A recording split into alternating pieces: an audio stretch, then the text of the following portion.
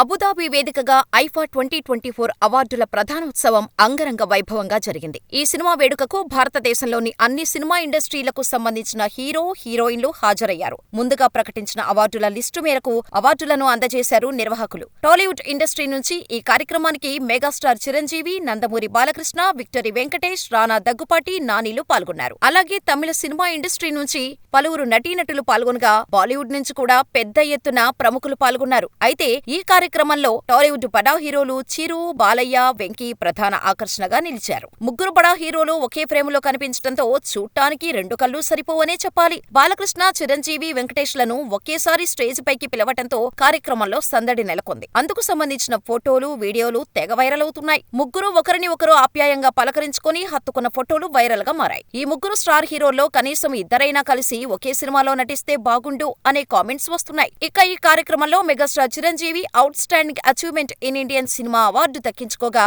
బాలకృష్ణకు golden legacy award దక్కింది. అలాగే ఉత్తమ నటుడిగా దసరా సినిమాకు గాను హీరో నానికి అవార్డు దక్కింది.